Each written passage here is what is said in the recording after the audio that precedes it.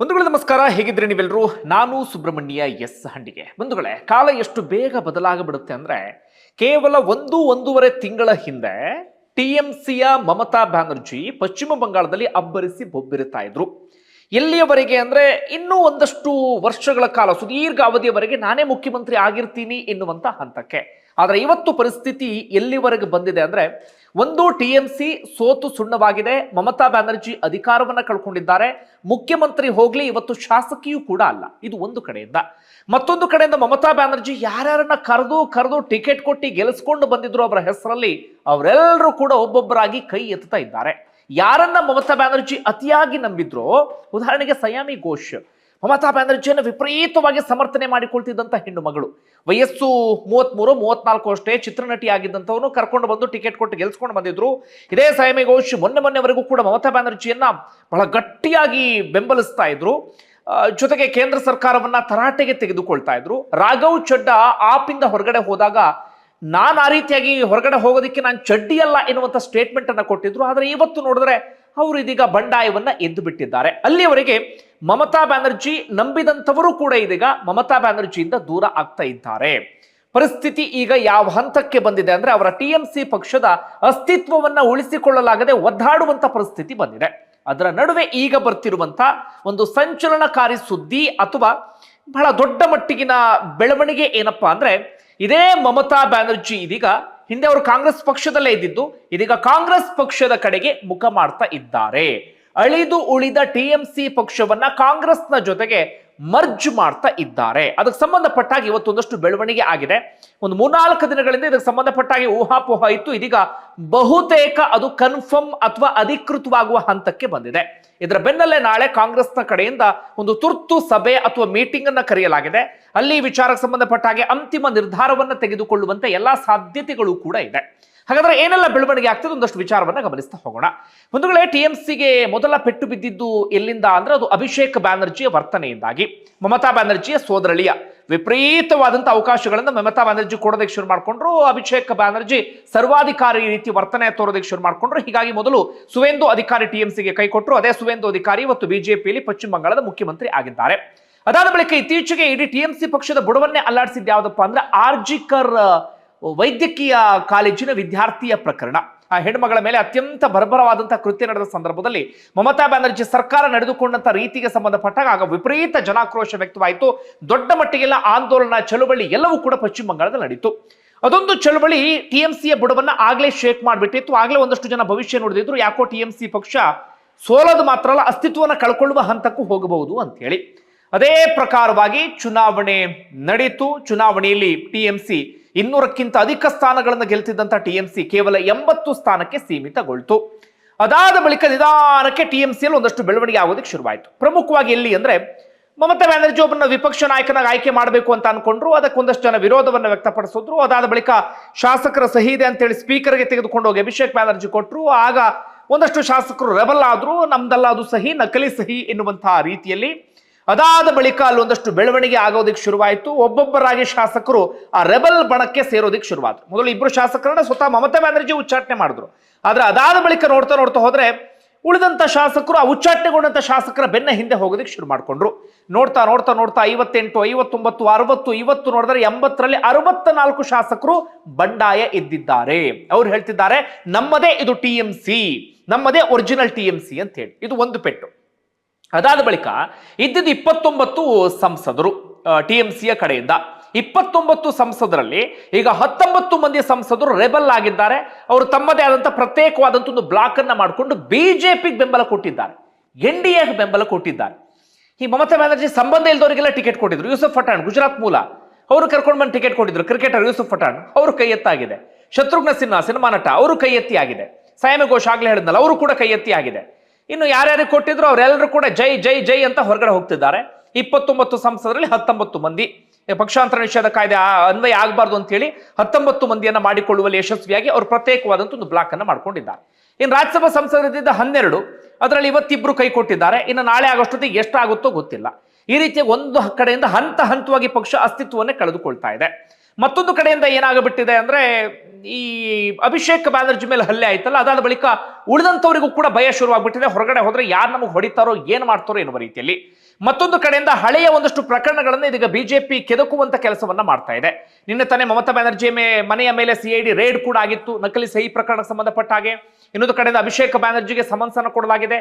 ಇನ್ನು ಮುಂದೆ ಏನೇನು ಕಾದಿದೆಯೋ ಗೊತ್ತಿಲ್ಲ. ಇದರ ನಡುವೆ ಇದೀಗ ಮಮತಾ ಬ್ಯಾನರ್ಜಿ ಏನಾದ್ರೂ ಮಾಡಲೇಬೇಕು ಅಂತ ನಿರ್ಧಾರಕ್ಕೆ ಬಂದ ಹಾಗೆ ಕಾಣಿಸ್ತಾ ಇದೆ. ಇಲ್ಲಿವರೆಗೆ ಅವರು ಏನೇನು ಮಾಡಿದ್ರೋ ಅದನ್ನ ಈಗ ಅನುಭವಿಸುವ ರೀತಿಯಲ್ಲಿ ಆಗಿದೆ. ಈಗ ಮಮತಾ ಬ್ಯಾನರ್ಜಿ ತೆಗೆದುಕೊಂಡಂತ ಒಂದಷ್ಟು ನಿರ್ಧಾರಗಳು ಎಲ್ಲವೂ ಕೂಡ ಇದೀಗ ಹಂತ ಹಂತವಾಗಿ ಪೆಟ್ಟನ್ನ ಕೊಡ್ತಾ ಇದೆ. ಈಗ ಒಂದು ನಿರ್ಧಾರಕ್ಕೆ ಬಂದಿದ್ದಾರೆ, ಅಂದ್ರೆ ಮರಳಿ ಗೂಡಿಗೆ ಅಥವಾ ಮತ್ತೆ ಆ ಕಡೆಗೆ ಹೋಗೋಣ ಎನ್ನುವಂತ ರೀತಿಯಲ್ಲಿ. ಮಮತಾ ಬ್ಯಾನರ್ಜಿ ತಮ್ಮ ರಾಜಕೀಯವನ್ನು ಶುರು ಮಾಡಿದ್ದು ಕಾಂಗ್ರೆಸ್ನಲ್ಲೇ. ಅಲ್ಲಿ ವಿದ್ಯಾರ್ಥಿ ನಾಯಕಿಯಾಗಿ ಬೆಳೀತಾರೆ. ಬಹಳ ಬೇಗ ಅವರಿಗೆ ಟಿಕೆಟ್ ಅನ್ನು ಕೊಡಲಾಗುತ್ತೆ.